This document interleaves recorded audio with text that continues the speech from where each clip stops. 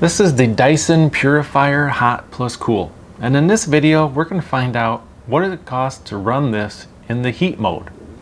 So I have my kilowatt meter right here, so we're going to find out the wattage that this is pulling, and then we could figure out what it's going to cost to run. Now in the cool mode, it's just basically a fan. It's not really going to cost much at all. But in the heat mode, you're generating a lot more heat, which is going to take a lot more electricity.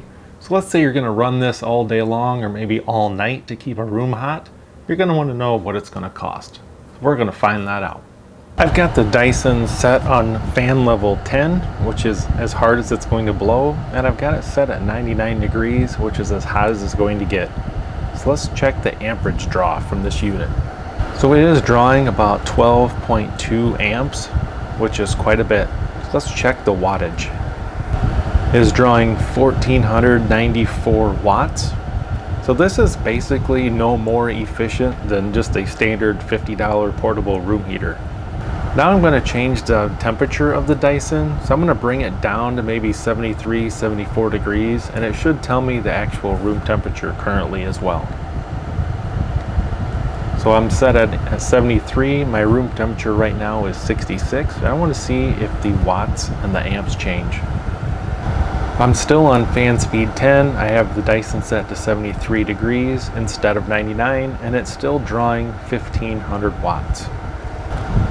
And the amp draw is still 12.2 amps. And speed down to 5, which we'll say is kind of like a medium. And I'm going to leave the temperature set at 73 degrees.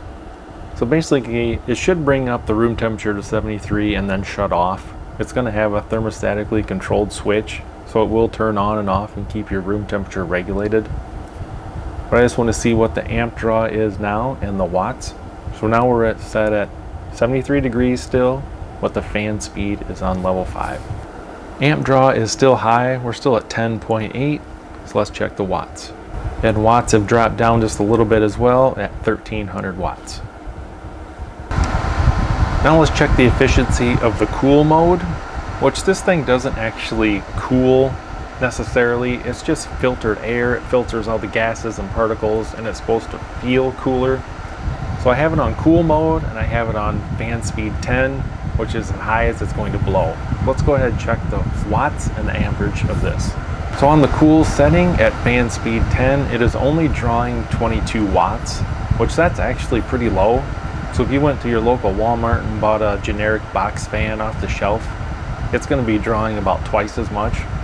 So in the cool mode, this actually is fairly efficient. Let's check the amp draw. In cool mode, fan speed 10, amp draw is only 0.3 amps. So that's actually pretty low compared to other fans. Now that we've got some readings off the kilowatt meter, I can tell you that the Dyson in the heat mode is no more efficient than, let's say, this standard portable heater. Now this is just a $50 portable heater, has remote control, has everything, thermostatically controlled, tip over protection, 50 bucks. This one right here is $500. So if you're buying this to save a little bit of money on heat, that's not going to happen. If you're buying this to save a little money just to replace a fan, it is more efficient than a standard size box fan. Now if you were to run the Dyson on 10 and as hot as it will go, like I was showing you, what is the cost going to be? Well, here in the Midwest we pay about 16 cents per kilowatt, so it's going to cost you about $3 a day.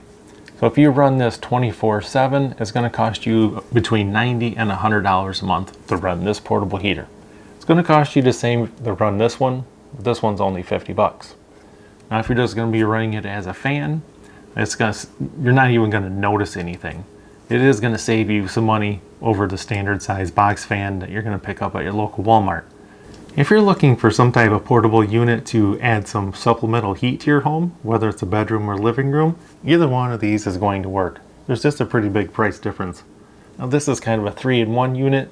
This one's only going to do one thing. You just make your decision based on your financial needs and what you need to do in your home. Hope this helped you out and you guys enjoyed the video. Thanks for watching.